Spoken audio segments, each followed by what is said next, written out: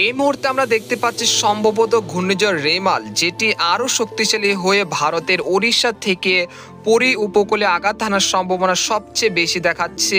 এই মুহূর্তে বাতাসে একটানা গড় গতিবেগ উঠে যাচ্ছে প্রায় 100 থেকে 130 কিলোমিটার পর্যন্ত, যেটা বাংলাদেশ এবং পশ্চিমবঙ্গের উপকূলে আগামী 25 থেকে 26 তারিখ নাগাদ এর জেরে ব্যাপক ঝড়। বন্ধুরা, আজ সোমবার 20শে মে কেমন থাকতে পারে আজকের আবহাওয়া এবং আগামী 72 ঘন্টার মধ্যে উত্তরবঙ্গ থেকে শুরু করে দক্ষিণবঙ্গ এবং ভারতের আসাম ত্রিপুরার একাধিক জেলায় বিক্ষিপ্ত বজ্রসহ ভারী বৃষ্টিপাতের পূর্বাভাস দিয়েছে বাংলাদেশ ও ভারতীয় আবহাওয়া দপ্তর। তো এই বৃষ্টিপাত কোন কোন জেলাগুলোতে হতে পারে জানতে হলে ভিডিওটি প্রথম থেকে শেষ পর্যন্ত দেখতে থাকুন। এবং বঙ্গোপসাগরে আগামী 48 ঘন্টার মধ্যে একটি ঘূর্ণাবর্ত সৃষ্টি হতে পারে, সেটি পরবর্তীতে ঘূর্ণিঝড় রিমালে পরিবর্তন হতে পারে। এর প্রভাবে আগামী 25 থেকে 26 তারিখ নাগাদ বাংলাদেশ থেকে পশ্চিমবঙ্গের একাধিক জেলায় ভারী বৃষ্টিপাতের পূর্বাভাস রয়েছে। সেই বিষয়ে আপনাদেরকে জানিয়ে দেব এই ভিডিওতে। অবশ্যই ভিডিওটি প্রথম থেকে শেষ পর্যন্ত দেখতে থাকুন। আর আপনি কোন জেলা থেকে আমাদের আবহাওয়ার খবরটি দেখছেন, অবশ্যই আপনার জেলার নামটি আমাদের কমেন্ট বক্সে জানিয়ে দেবেন। আর সবার আগে সবার প্রথম সঠিক খবর জানতে আমাদের চ্যানেলটিকে সাবস্ক্রাইব করে রাখুন। তো আজ সোমবার সকালের দিকে আমরা দেখতে পাচ্ছি রংপুর বিভাগের পঞ্চগড়, ঠাকুরগাঁও, দিনাজপুর, কুড়িগ্রাম, এরপর উত্তরবঙ্গের কোচবিহার, জলপাইগুড়ি, শিলিগুড়ি এই অঞ্চলে বিক্ষিপ্ত বজ্রসহ ঝড় বৃষ্টির সম্ভাবনা দেখা যাচ্ছে সোমবার সকাল 7টার দিকে। এছাড়া আমরা দেখতে পাচ্ছি সিলেট বিভাগের অধিকাংশ জেলায় এই সময় বৃষ্টিপাতের সম্ভাবনা থাকছে। সিলেট, মৌলভীবাজার, তারপর সুনামগঞ্জ। আর এদিকে রয়েছে ভারতের শিলচর, এই অঞ্চলে বিক্ষিপ্ত বৃষ্টিপাতের সম্ভাবনা দেখা যাচ্ছে সকাল 7টার দিকে সোমবার। আর এদিকে আমরা দেখতে পাচ্ছি চট্টগ্রাম বিভাগের কিছু কিছু অঞ্চলে হালকা থেকে মাঝারি বৃষ্টিপাতের সম্ভাবনা থাকছে। এছাড়াও ঢাকা বিভাগের 2-1টি জায়গায় সকালের দিকে হালকা থেকে মাঝারি ধরনের বৃষ্টিপাতের সম্ভাবনা থাকছে সকাল 7টা থেকে 9টার মধ্যে। আর এছাড়া কলকাতা, খড়গপুর, তারপরে আরামবাগ, বর্ধমান, বাঁকুড়া, দুর্গাপুর এই আকাশ পরিষ্কার থাকতে পারে বা আংশিক মেঘলা থেকে মেঘলা থাকতে পারে, তবে বৃষ্টিপাতের সম্ভাবনা তেমন নেই। এরপর আমরা বেলা 11টার দিকে চলে আসব, তখন কীরকম আবহাওয়া পরিস্থিতি থাকতে পারে সে বিষয়ে আপনাদের মাঝে দেখানোর চেষ্টা করব।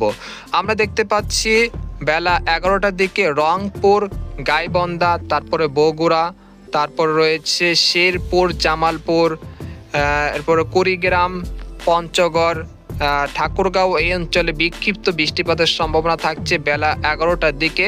এছাড়া ময়মনসিংহ, সিলেট বিভাগে 2-1টি জায়গায় এই সময় খুব সামান্য বৃষ্টিপাতের সম্ভাবনা থাকছে।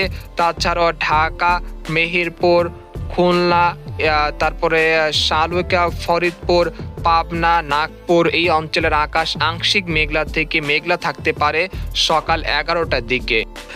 এছাড়া আমরা দেখতে পাচ্ছি দেশের দক্ষিণাঞ্চলের খুলনা, বরিশাল, চট্টগ্রাম বিভাগের অধিকাংশ জেলার আকাশ আংশিক মেঘলা থেকে মেঘলা থাকতে পারে, তবে সেরকম বৃষ্টিপাতের সম্ভাবনা নেই, তবে 2-1 পশলা হলেও হতে পারে বেলা 11টার দিকে। তাছাড়া আমরা দেখতে পাচ্ছি সিলেট বিভাগে 2-1টি স্থানের আকাশ আংশিক মেঘলা থেকে মেঘলা থাকতে পারে, তবে সুনামগঞ্জের কিছু কিছু অঞ্চলে বিক্ষিপ্ত বৃষ্টিপাতের সম্ভাবনা থাকছে বেলা 11টার দিকে। তাছাড়া ভারতের ত্রিপুরা রাজ্যের আকাশ পরিষ্কার রয়েছে, সেরকম বৃষ্টিপাতের সম্ভাবনা দেখা যাচ্ছে না বেলা 11টা বাজে। এবার আমরা চলে আসবো দুপুর 1টার দিকে। আমরা দেখতে পাচ্ছি দুপুর 1টা বাজে রংপুর, গাইবান্ধা, কুড়িগ্রাম, তারপরে রয়েছে শেরপুর, বগুড়া এই অঞ্চলে বিক্ষিপ্ত বৃষ্টিপাতের সম্ভাবনা থাকছে দুপুর 1টার দিকে। আর এদিকে আমরা দেখতে পাচ্ছি মেহেরপুর, রাজবাড়ী এই অঞ্চলে বিক্ষিপ্ত বৃষ্টিপাতের সম্ভাবনা থাকছে দুপুর 1টার দিকে। আমরা দুপুর 2টার দিকে চলে আসলাম। দুপুর 2টার দিকে আসার পর আমরা দেখতে পাচ্ছি পাবনা, মেহেরপুর, তারপর রয়েছে মাগুরা, তারপর যশোর এই অঞ্চলে বিক্ষিপ্ত বৃষ্টিপাতের সম্ভাবনা থাকছে দুপুর 2টার দিকে। আর আমরা দেখতে পাচ্ছি পশ্চিমবঙ্গে, দক্ষিণবঙ্গের কলকাতা, মুর্শিদাবাদ, তারপর রয়েছে কৃষ্ণনগর, সিউড়ি এই অঞ্চলে বিক্ষিপ্ত বৃষ্টিপাতের সম্ভাবনা থাকছে দুপুরের পর থেকে। দুপুর 2টা থেকে 4টার মধ্যে এই বৃষ্টিপাতের সম্ভাবনা থাকছে দক্ষিণবঙ্গের একাধিক জেলায়। আমরা দেখতে পাচ্ছি তারপর বিকেল 5টার দিকে চলে আসলাম। আসার পর দেখতে পাচ্ছি দক্ষিণবঙ্গ জুড়ে বিক্ষিপ্ত বজ্র সহ বৃষ্টিপাত, সেই সাথে কোথাও কোথাও ভারী বৃষ্টিপাতের সম্ভাবনা থাকছে। আর 20শে মে বিকেলের দিকে ভারী বৃষ্টিপাতের সম্ভাবনা থাকছে। এছাড়া আমরা দেখে নেব এবার আমরা আগামী 72 ঘন্টার আবহাওয়ার পূর্বাভাসটি আপনাদেরকে দেখা দিব কোন কোন জেলাগুলোতে বৃষ্টিপাতের সম্ভাবনা থাকছে। আমরা আগামী 72 ঘন্টায় দেখতে পাচ্ছি রংপুর বিভাগ, ঠাকুরগাঁও, দিনাজপুর, পঞ্চগড়, কুড়িগ্রাম, তারপরে গাইবান্ধা এই অঞ্চলে প্রায় 70 মিলিমিটার পর্যন্ত বৃষ্টিপাতের সম্ভাবনা থাকছে। আর এদিকে রংপুর রাজশাহী বিভাগে 2-1টি স্থানে বিক্ষিপ্ত বৃষ্টিপাতের সম্ভাবনা থাকছে। ময়মনসিংহ বিভাগেও থাকছে, তারপর সিলেট বিভাগেও থাকছে, তারপর খুলনা বিভাগের যশোর, তারপরে মাগুরা এই অঞ্চলে বিক্ষিপ্ত বৃষ্টিপাতের সম্ভাবনা থাকছে আগামী 72 ঘন্টায়।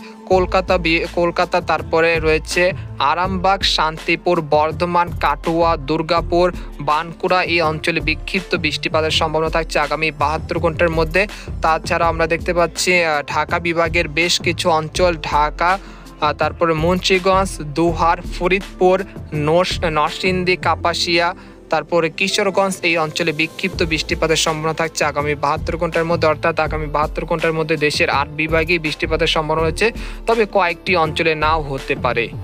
এবার আমরা জেনে নেব বঙ্গোপসাগরে যে একটি সিস্টেম তৈরি হতে পারে এবং পরবর্তীতে সেটি ঘূর্ণিঝড়ের রূপ নিতে পারে এবং সেটা আপনাদেরকে দেখাবো। আমরা দেখতে পাচ্ছি এই মুহূর্তে বঙ্গোপসাগর স্বাভাবিক আছে, তবে 21শে মে শ্রীলঙ্কার কাছে একটি ঘূর্ণাবর্ত সৃষ্টি হতে পারে। সেটি পরবর্তীতে আরও কিছুটা অগ্রসর হয়ে বুধবার 22শে মে সেটি আরও শক্তিশালী হয়ে সুস্পষ্ট লঘুচাপে পরিণত হতে পারে এবং সেটি আরও উত্তর পূর্ব দিকে এগিয়ে 23শে মে বৃহস্পতিবার এটি একটি নিম্নচাপে আকার নিতে পারে। পরবর্তীতে এটি শুক্রবার এটি আরও শক্তিশালী হয়ে ঘূর্ণিঝড় বা সাধারণ ঘূর্ণিঝড়ের রূপ নিতে পারে এবং 25শে মে এটি শক্তিশালী ঘূর্ণিঝড় আকার নিতে পারে এবং পরবর্তী সময় এটি বাংলাদেশ বা ভারতের পশ্চিমবঙ্গ, কলকাতা, ভারতের দক্ষিণ উড়িষ্যার দিকে আঘাত হানার সম্ভাবনা থাকছে ECMWF মডেল অনুযায়ী। আমরা পরবর্তীতে এটি লাইভ ট্র্যাকিংয়ের মাধ্যমে দেখতে পাচ্ছি এটি 25শে মে শনিবার রাতে এটি স্থলভাগে আঘাত হানছে। তখন এর বাতাসে গতিবেগ থাকছে প্রায় 97 কিলোমিটার বা 100 কিলোমিটার পর্যন্ত। এর প্রভাবে 25 থেকে 26 তারিখ বাংলাদেশ এবং পশ্চিমবঙ্গের একাধিক জেলায় বজ্রসহ ভারী থেকে অতি ভারী বৃষ্টিপাতের সম্ভাবনা থাকছে 25 থেকে 26শে মে।